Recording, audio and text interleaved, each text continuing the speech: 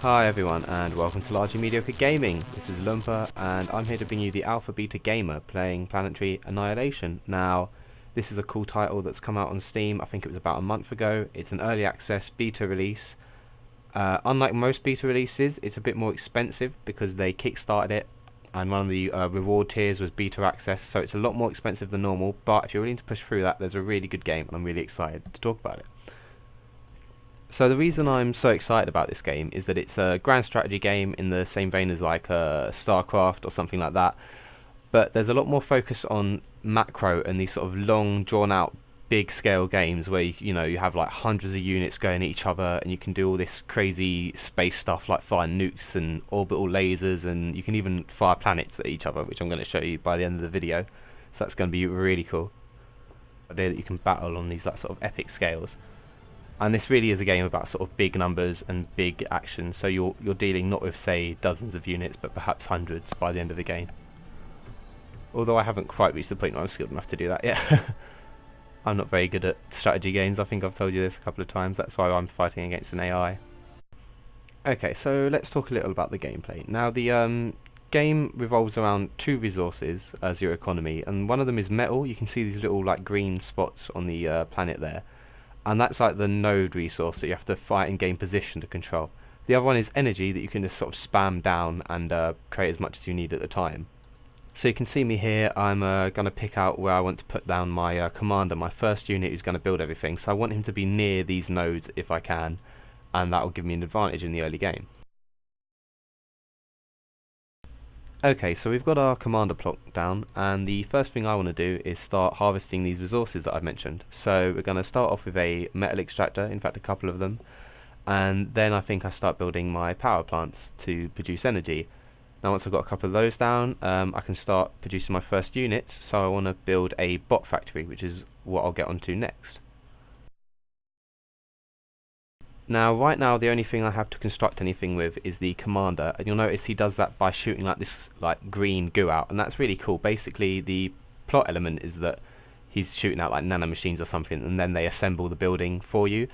But what's quite cool about this is it sort of uses resources smoothly. So they call this a streaming economy, the developers, and the idea is that sort of resources flow in and out continuously of your storage, rather than you sort of like accumulating and then spending in these big chunks. It's more about the rate that you can do things than how much you can buy. Okay, so I think my commander is about to start working on the factory. Oh, I should mention this is a post commentary, by the way, so I'm recording audio after, it's not from the game. Yeah, so he's going to start building the robot factory. Now, what this does is give me access to my robot workers, and then it's like your first rung on the tech tree. So the commander can only build like the basic tier of buildings, and then by getting this robot out I can start to build something more complicated, and then there's 2-3 tiers of different technology that you can start to accumulate. Here I've set the first worker who comes out to turn around and start helping out with the production of the second. So units and production facilities and things can not only build like buildings and things, but they can also use units to assist the factories in pumping out whatever unit you're currently trying to build. And that means I get my second worker out faster, and then I can start using them together to build buildings and start establishing a defensive perimeter. You'll see me putting down some radars and anti-air turrets, so starting to generate a defense.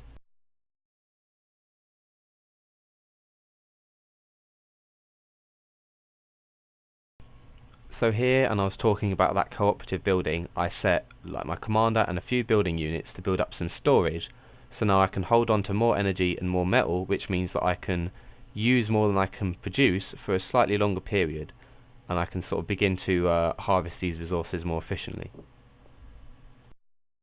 So I've jumped forward a bit to the first real engagement of the game, where we get some enemy bombers coming in, and they begin threatening my economy. They start sort of harassing the metal extractors that I've built slightly further out. At this stage I've built up a little aircraft factory of my own, so I have to send fighters to intercept it, and now you can sort of begin to see like how the battle ebbs and flows. So he goes after my economy with one unit, and I have to try and respond with one that matches it. So in this case, obviously my fighters are able to defend my units from his bombers. You can also see how important it is to start expanding early, because they deliberately have these metal nodes spread out like really far apart all over the planet, and it becomes a matter of taking like huge areas of land and building these big sprawling bases to defend everything. So you have to sort of take as much as you can and be really aggressive about it. And that kind of creates a very different flow to a lot of strategy games I've played, where there's more of a sense of skirmishes happening, you know, over places a bit less frequently, and there's more of a sense that you build distinct bases and you hold particular positions, and you don't spread out too much, because then you leave yourself vulnerable.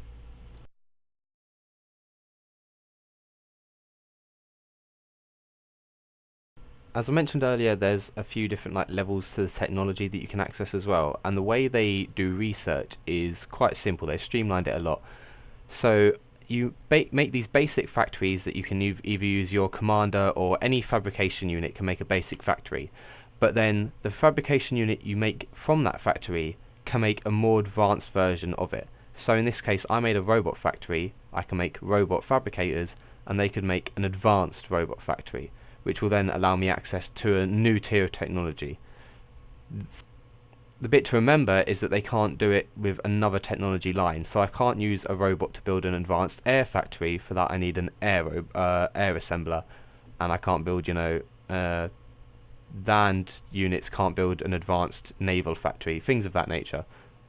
So even though any unit can help any other unit out in building something, you still need at least one unit that can actually generate the structure in the first place. So one can sort of lay out the blueprint, and then everything can help out with it.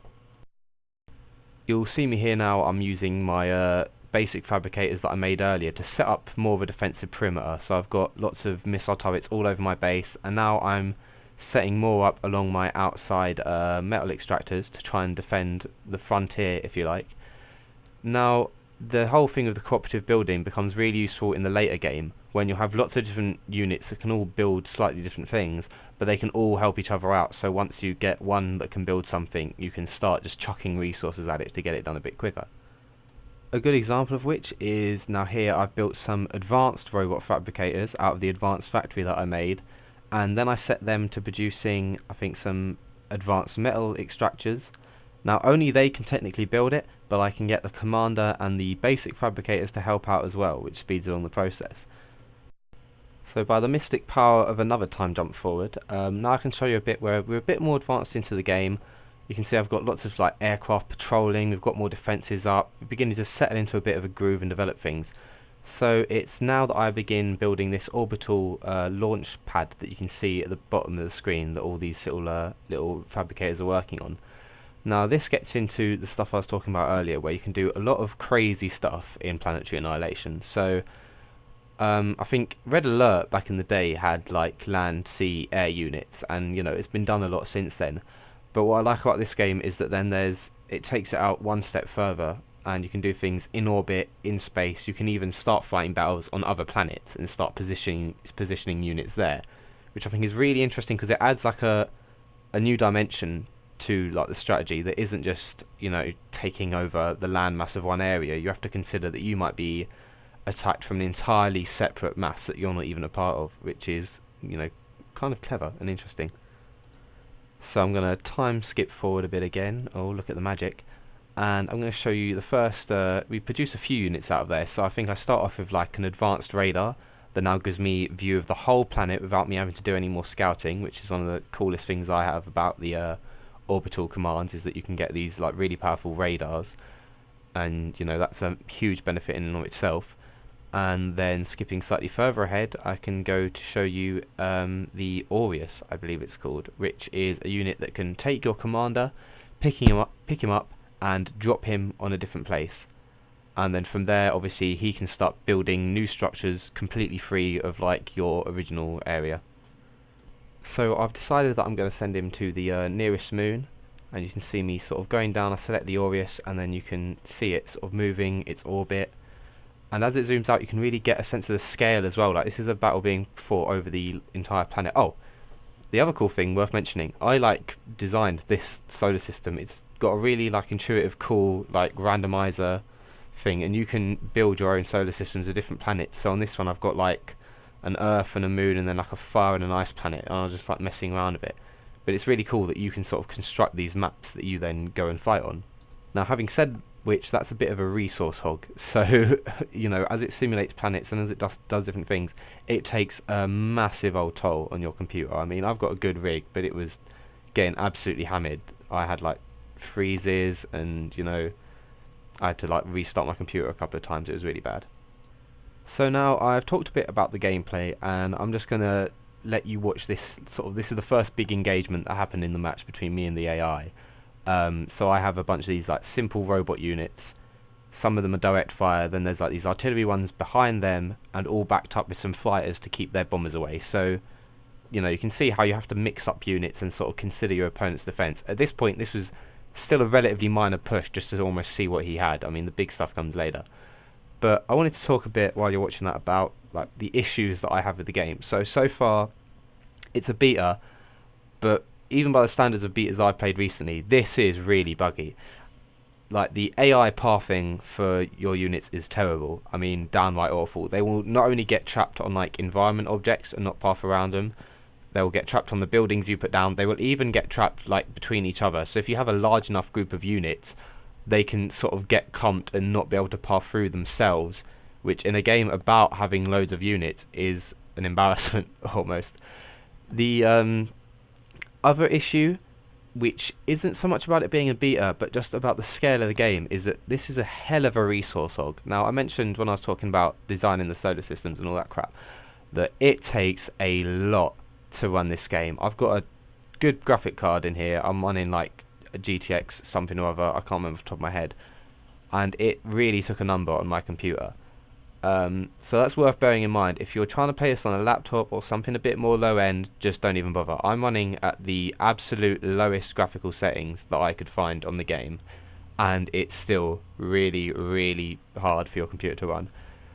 The next issue is that I mentioned at the start, the price. So, you know, this is an early access game with a lot of issues, and they're expecting to pay a lot of money for the privilege of getting it early. I can understand why they did. They didn't want to like screw over their Kickstarter backers. That's respectable, but again, bear in mind, it is probably better all in all to wait for this game to come out.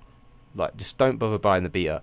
It is a good game, it is a fun game, but there are too many disadvantages that just won't be there when it actually launches. The smart thing to do is to save your money.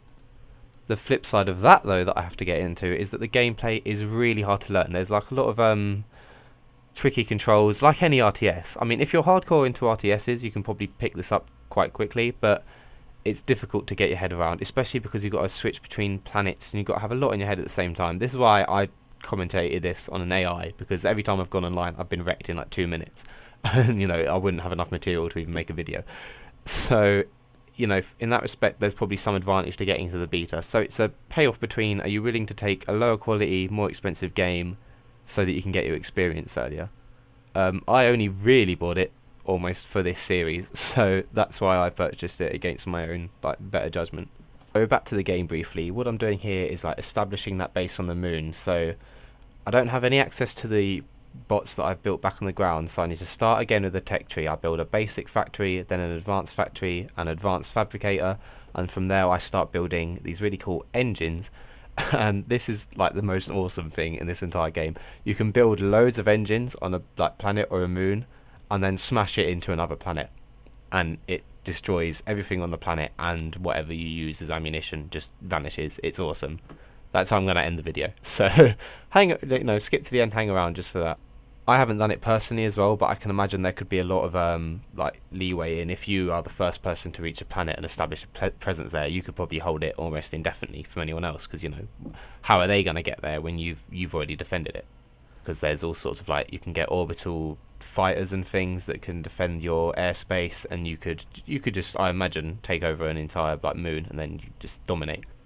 I'm just going to cut back now to my in-game commentary, because this is where I'm about to launch a nuke, which is like freaking hilarious to watch. So enjoy. Over to me.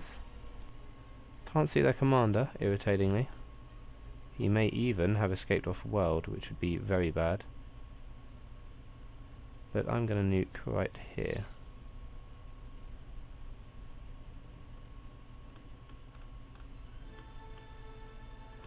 And here we go. Let's watch this in motion. Poetry in action this is. This nuke arcing over.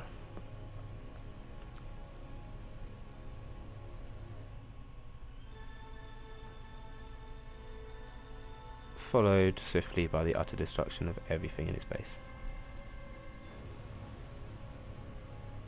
Oh, how'd you like them apples? His commander just survived that as well. That would have been a snipe and a half. Bam. How'd you like those apples, boy?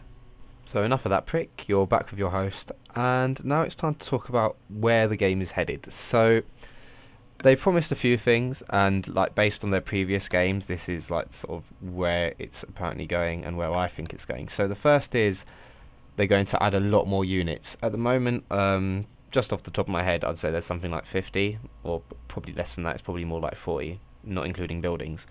They're aiming for something like over 100. So there's going to be a lot more complexity and a lot more depth in the units you select and how they interact with each other. Because at the moment, the game is very much a case of whoever has the most best units wins. So, you know, I just make 100 bombers, chuck them at my opponent, and I can steamroll them. I could have done that in this game, but I wanted to show you the planet smashing effect. So that promises to sort of improve things quite a lot, and I believe they will do that. The other cool part is going to be a lot more of this sort of crazy space shit that they're chucking in. So at the moment, the only thing you can really do is use the Aureus and move your commander to another planet and set up a base there. You can planet smash, yes, but that is the limit of like inter-planet reactions. Later on, they say they're going to develop cannons that can shoot from one planet to another, or you can move units from one planet to another, which will add a lot more tactical depth. That's another thing I'm really excited about, because then establishing a base on another planet will become a lot more central, I feel like, because the first person to get there has access to a lot of resources. They have opportunity to build a really well defended base. They have, you know, and then they will also have the opportunity to like bombard you and to send units straight at you, which would be incredible. Like that, you know, that would really change the flow of the game. That's what the developers have promised. The thing I am excited about, similar to like Castle Story, all the other like games I play, is when the community gets hold of this. Now, I mentioned there was a way to develop your solar systems, and you can design stuff, and you can design game modes and whatever. And the sheer scale and craziness of this game makes me think how incredible it's going to be when modders get hold of it. If they do. Like, if the game becomes popular and, you know, you get enough modders taking an interest, this could be ridiculous. Like, imagine the game modes. You could have game modes that were entirely just who can chuck, like, more planets at each other, like, wipe out all your opponent's planets. You know, how mental would that be? Or, you know, things of this nature. You could create some really crazy stuff. So I'm really excited to see how that goes.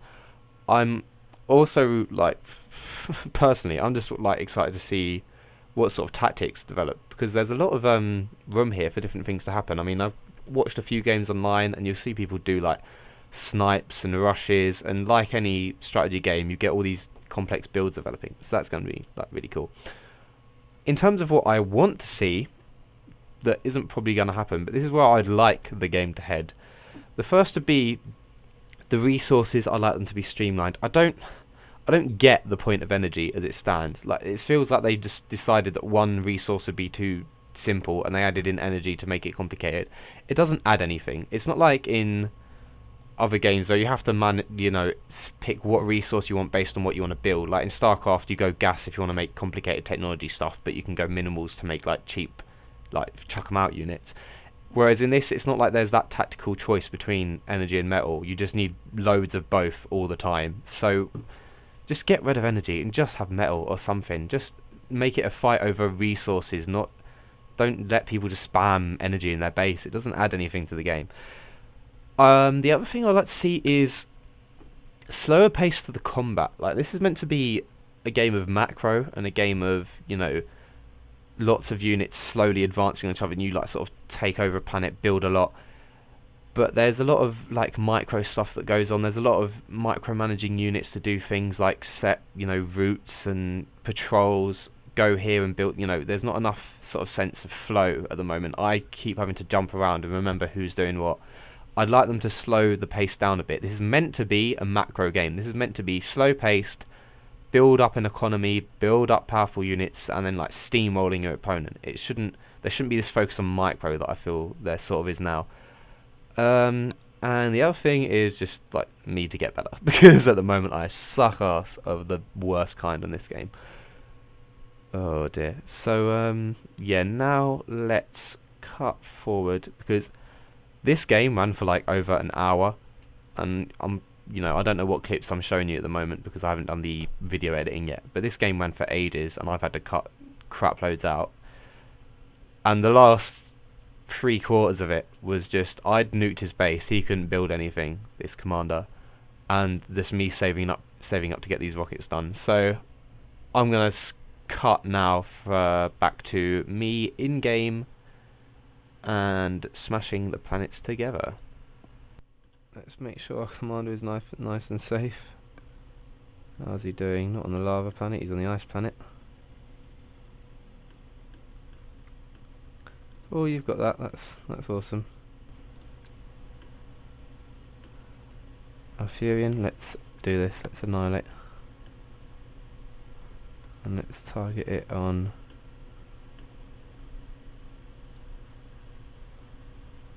You're going to do it right on this dick's head. Position targeted, click to confirm, engage. Okay, it sort of like warps about a bit there.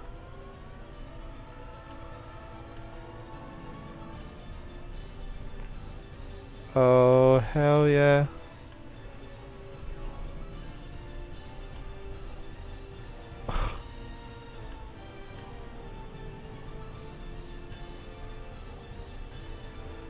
Oh no. It's just clipping through. Yay! Annihilation. Look at that, it's like fucking gouged out the ocean. Awesome.